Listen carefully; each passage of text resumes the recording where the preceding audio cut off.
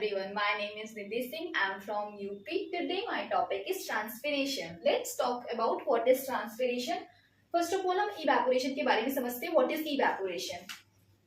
Evaporation क्या होता है? जब वाटर का लॉस होता है गैस के फॉर्म में उसको evaporation कहते हैं. तो ट्रांसपिरेशन की डेफिनेशन क्या होगी?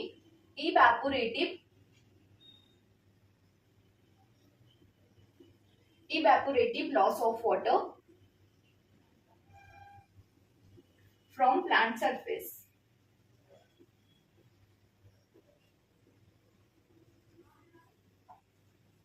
जब वाटर का लॉस वाटर वेपर के फॉर्म में होता है उसको ट्रांसपिरेशन कहते हैं. ये प्लांट के एरियल पार्ट से होता है, लाइक लीफ से, and second one is stem से. मेनली स्टोमेटा के थ्रू होता है.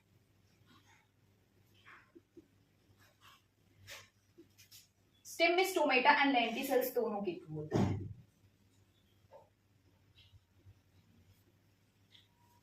लाइक ये लीफ है, यहाँ पे स्टोमेटा प्रेजेंट होता है, तो इसी के थ्रू वाटर का लॉस होता है वाटर वेपर के फॉर्म में. तो जब ट्रांसपिरेशन होता है, जब वाटर वेपर लॉस होता है, तो उस टाइम CO2 और O2 का एक्सचेंज होता है. जैसे CO2 जब वाटर वेपर बाहर आएंगे तो CO2 अंदर जाएगी और O2 बाहर. O2 रिमूव होगी और CO2 इनसाइड आउट जाएगी. ट्रांसपिरेशन एक एसेंशियल थिंग होती है जो प्लांट्स में इम्पोर्टेंट रोल प्ले करती है. आगे हम डिस्कस करेंगे ये जरूरी क्यों है हमारे लिए, इसका रोल क्या है, ट्रांसपिरेशन क्यों होता है प्लांट्स में. जो स्टोमेटा होता है वो डे टाइम में ओपन होता है मेनली और नाइट टाइम में क्लोज होता है. तो जो स्टोमेटा है वो डे टाइम में ओपन करने के लिए स्टोमेटा ओपनिंग में साइटोकाइनिन हार्मोन हेल्प करता है एंड स्टोमेटा क्लोजिंग में एब्सिसिक एसिड हेल्प करता है. ये हार्मोन्स हैं जो क्लोजिंग और ओपनिंग में हेल्प करते हैं. गैसियस एक्सचेंज और ट्रांसपिरेशन दोनों अलग अलग चीजें हैं. गैसेस एक्सचेंज में स्टेम, लीफ और रूट्स के थ्रू गैस का एक्सचेंज होता है, बट ट्रांसपिरेशन में ओनली लीफ एंड स्टेम के थ्रू होता है. गैसेस एक्सचेंज में CO2 बाहर जाती है एंड O2 अंदर. ये मेनली रात के टाइम में ही होता है. गैस ट्रांसपिरेशन का रोल टेम्परेचर को डिक्रीज करता है. टेम्परेचर को डिक्रीज करता है. अगर लीफ के बाहर, प्लांट्स के बाहर ज्यादा टेम्परेचर है तो ट्रांसपिरेशन के थ्रू टेम्परेचर डिक्रीज होता है. ये कूलिंग इफेक्ट शो करता है.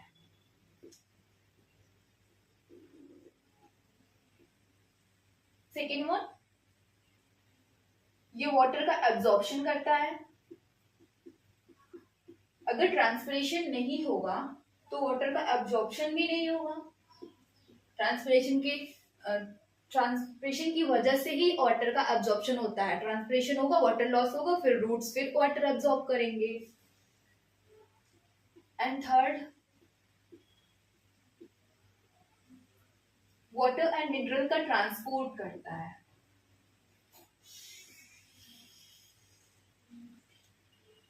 एंड फोर्थ वन, टर्जिडिटी को मेंटेन करता है.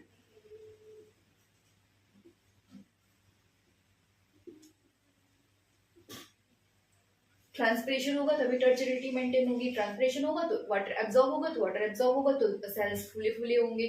जिनमें अच्छा पानी होता है, जिनमें अच्छे पानी का सोर्स होता है, जिन सेल्स में, उनके सेल्स, प्लांट के सेल्स फूले फूले होते हैं, स्वेल हो जाते हैं. लाइक टोमेटो या फिर किसी भी प्लांट की लीफ ले लीजिए. अब हम फैक्टर के बारे में समझेंगे कि ट्रांसपिरेशन के फैक्टर क्या क्या है.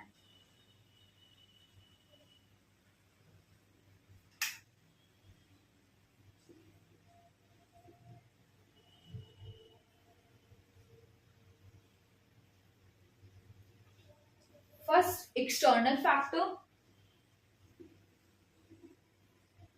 and second one is plant factor.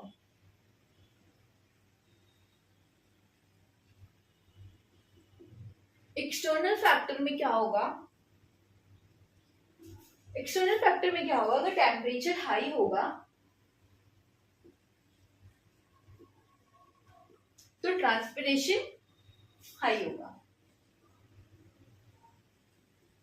Temperature अगर हाई होगा तो ट्रांसपिरेशन इंक्रीज होगा।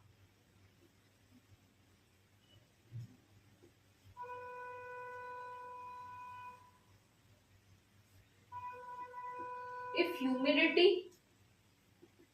high outside leaf,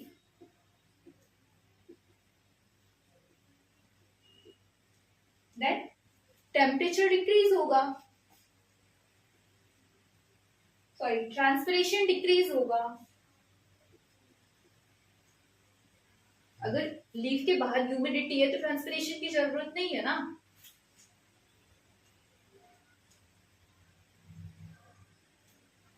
अगर CO2 इनसाइड लीफ हाई है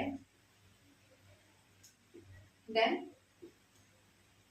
फिर भी ट्रांसपिरेशन डिक्रीज होगा। अभी तो हमने आगे पढ़ा था ना कि CO2 अंदर जाता है, O2 बाहर आता है ट्रांसपिरेशन की वजह से। जब CO2 अंदर रहेगा तो हमें ट्रांसपिरेशन की जरूरत नहीं होगी। फैक्टर में क्या होगा, नंबर ऑफ स्टोमेटा को देखेंगे, नंबर ऑफ ओपनिंग स्टोमेटा को देखेंगे, कितने ओपनिंग स्टोमेटा प्रेजेंट हैं। एज ऑफ लीफ को देखेंगे, लीफ की एज क्या है।